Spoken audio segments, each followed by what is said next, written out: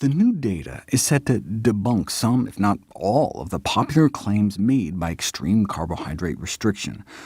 But what about ketones suppressing your hunger? In the tightly controlled metabolic ward study, where the ketogenic diet made things worse, everyone was made to eat the same number of calories. So yes, eat the same number of calories on a keto diet and lose less body fat. But out in the real world, maybe all those ketones would spoil your appetite enough that you'd end up eating significantly less overall.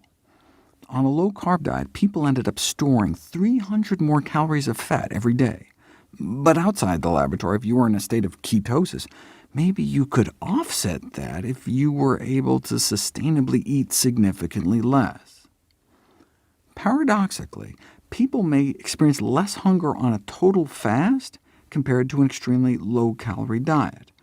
This may be thanks to ketones. In the state of ketosis, when you have high levels of ketones in your bloodstream, your hunger is dampened. How do we know it's the ketones? Because if you inject ketones straight into people's veins, even those who are not fasting lose their appetite, sometimes even to the point of getting nauseated and vomiting. So ketones can explain why after a few days you might feel hungrier on a low-calorie diet than on a total zero-calorie diet, a fast. Can we then exploit the appetite-suppressing effects of ketosis by eating a ketogenic diet? If you ate so few carbs to sustain brain function, couldn't you trick your body into thinking you're fasting and get your liver to start pumping out ketones? Sure, but is it safe, and is it effective? A meta-analysis of 48 randomized trials of various branded diets found that those advised to eat low-carb diets and those told to eat low-fat diets lost nearly identical amounts of weight after a year. Now, obviously, high attrition rates and poor dietary adherence complicate comparisons of efficacy. I mean, they weren't actually put on these diets, they were just told to eat that way. But you could see how even just moving in each respective direction can get rid of a lot of CRAP, which is Jeff Novick's beloved acronym for calorie-rich and processed foods. After all, the 4 largest calorie contributors in the American diet are refined grains, added fats, meat, and added sugars. Low-carb diets cut down on 1 and 4, and low-fat diets tend to cut down on 2 and 3.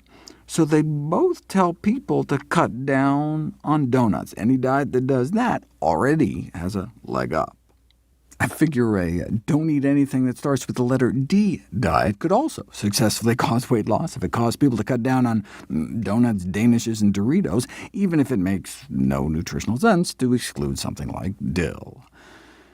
The secret to long-term weight loss success on any diet is compliance. Diet adherence is difficult, though, because anytime you try to cut calories, your body ramps up your appetite to try to compensate. This is why traditional weight loss approaches like portion control tend to fail. For long-term success, measured not in weeks or months, but in years and decades, this day-to-day hunger problem must be overcome. On a wholesome plant-based diet, this can be accomplished thanks in part to calorie density, you're just eating so much food. On a ketogenic diet, it may be accomplished with ketosis. In a systematic review and meta-analysis entitled, "Did ketogenic diets really suppress appetite?" the answer, they found, was yes. Also, ketogenic diets offer the unique advantage of being able to track dietary compliance in real time with ketone test strips you can pee on to see if you're still in ketosis. There's no pee stick that will tell you if you're eating enough fruits and veggies. All you have is the bathroom scale. Keto compliance may be more in theory than practice, though. Even in studies where ketogenic diets are being used to control seizures, after a few months, dietary compliance may drop to under 50%. This can be tragic for those with intractable epilepsy, but for everyone else, the difficulty in sticking to ketogenic diets long-term may actually be a lifesaver. I'll talk about keto diet safety next.